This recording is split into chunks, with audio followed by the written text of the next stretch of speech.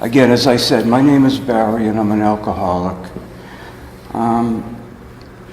Yesterday was my 5-year anniversary, and I am, thank you. I have a heavy heart, honestly, today, and I'll tell you why. My son has been suffering for 18 years. He's still an active heroin addict. And most of my life over the past 15, almost to 20 years, when the pain got so great, I would end up drinking. And it got so severe at the very end, it just about killed me.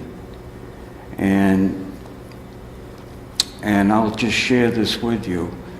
Last month, my son was parked at a green light in Lawrence. And what happened was he was found by a police officer with a syringe in his arm, with his lips blue, with his eyes wide open, and he was pronounced dead at the scene. And they smashed the window, pulled him out, and it took the EMTs to get there as quick as they possibly could. And it took 3 syringe or however they administer that, or through the nose of Narcan, and he was in the hospital. He stayed in the hospital for less than an hour. He left against medical advice. He went back and he used again, and he's still active. He went into a detox and he got kicked out. So it's a parent's nightmare. I am worried about him. I am sick over him. It's my nightmare. But I can't drink because it would kill me. I have another son. I have a wife. And I'm trying to be a good role model for him. So if he's breathing, there's hope. So let me back up with my story, and I'll try and be brief with this, so leave us time to speak. When I was young, I was born with this disease. Whether it was genetics or not, my biological mother was an active alcoholic. She would severely beat me with a belt.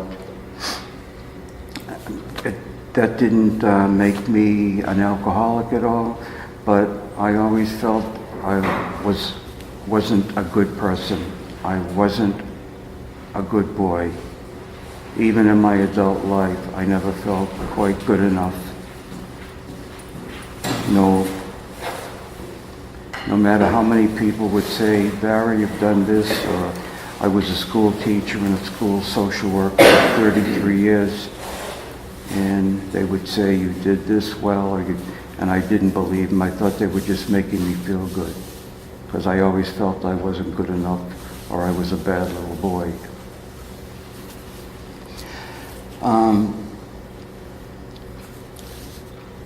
Booze defined me.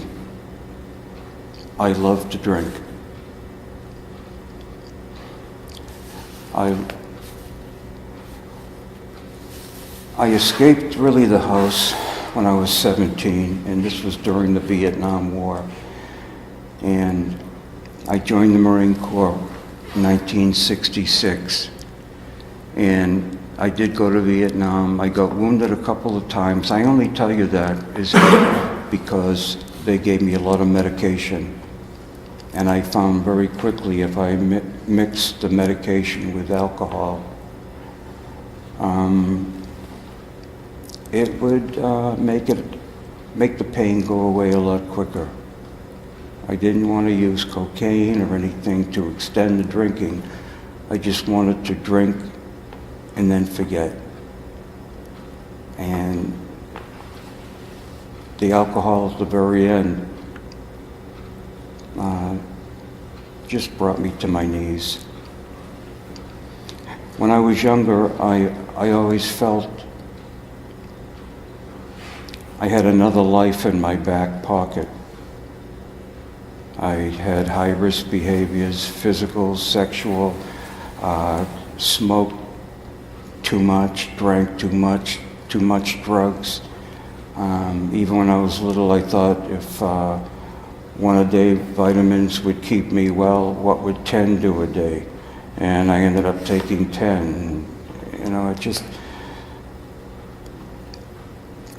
even in school, they called me Rain Man. And remember that Dustin Hoffman movie? Yeah, well, it wasn't because I had any great story. It was because they always felt I had a cloud over my head. That was the Rain Man. And it was sad. It was just sad. I was a little boy, a loner, shy, felt ugly. My teeth were crossed, you know, very skinny, and again, never felt quite good enough. I ended up getting married, which was a mistake, because just returning from Vietnam, I was not ready for marriage. But I didn't, so the first girl I met, my mother introduced me to this girl, and I gave her a ring, and next thing I knew I was married, and I knew it was the wrong thing to do because I didn't like her. Never mind, loved her, I didn't even like her. And I knew we were doomed when we said our vows, and it was October 14th, 1970, and she was sweating, and I wiped it off, and she gave me the worst evil look. And I said, oh, Christ, I said, if the marriage is anything like this, I said, I don't want it. And the honeymoon was even worse. No air conditioning, it broke, and she's screaming at me, and it's like, wow, this is horrible. It's like, and I stayed 15 years, and I never liked her, never mind, loved her. The only good thing came out of it were two sons. And I finally found what unconditional love was for the first time in my life. Unfortunately, I never had a mother or a father that I felt really close to. The mother was abusive. The father left me when I was 5. And the people that were there to protect you as a little kid were never there. So I would do anything and everything to change the way I thought and felt. And at the very end of my drinking,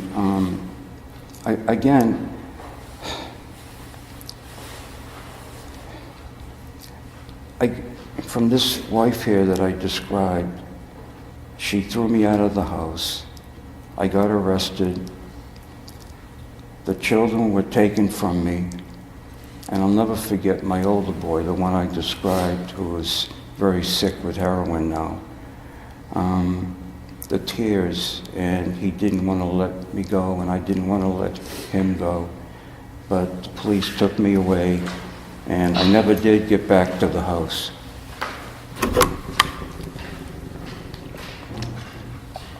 I say this for a reason. Because I ended up getting married again. And this woman here, I begged her not to marry me. I actually begged her. I waited 7 years, and I just said, please don't. And she said, oh, I can change you. You'll be fine. Well, she filed for divorce, and she threw me out 3 times for drinking and drugging.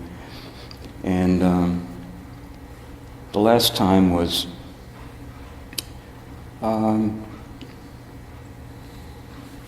I ended up in a motel room on Route 1, and I'm sure some of you may know it. It was called Mario's at the time, with heart-shaped tubs, one of the finest establishments on Route 1, and with a methadone clinic in the back. I was there with alcoholics, heroin, crack cocaine, prostitutes. I mean, I wasn't a teacher. I wasn't a school social worker. I was a drunk. That's all I was.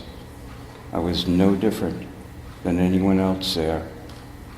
And I hung around with them. I'd go in, we'd drink together, we'd do anything and everything. But I stopped being me. I hated myself. I hated who I had become. I started cutting myself. I started drinking without my permission, and I couldn't stop. And that's when I really thought, like, Jesus, Barry, you really can't stop. You really can't stop. I went into a hospital. My wife said, I'll let you back if you go into a hospital. So I went back to shut her up. And the last time that she threw me out, I went to, before I left the house, she went to work, and she said, you're gone, and that's it. I went into the garage, and I can share this with you here. I took a rope, and I put it over the 2x4, and I put it around my neck, and I got on a chair, and I was just going to say the hell with it, because I just can't stop. It was that old cliche of, like, alcohol gave me wings, and then it took away the sky, because I couldn't stop anymore. I mean, I would throw up. I had to drink. It's like I couldn't go 4 hours without it. And then once I took my drink was my drug of choice, were pills, pot, and basically Jack Daniels and Budweiser. And I would have to wake up 3, 4, 5 in the morning just to take a couple of drinks of the Jack Daniels and panic if I didn't have anything. It was awful. It's like the cigarettes where I used to, like, oh my God, I just need one till I can go to the store.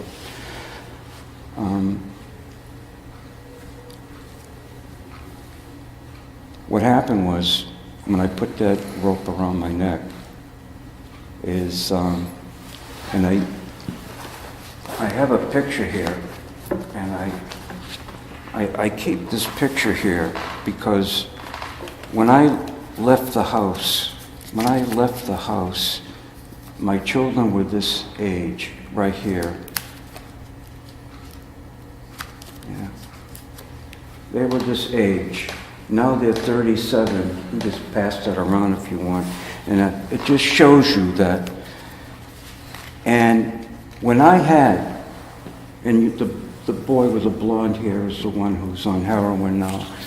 And when I had a flashback with that rope around my neck, they weren't in their 30s. They were 7 and 5 again. And I left them once, and I couldn't leave them again. And I took the rope off my neck, and I continued to drink.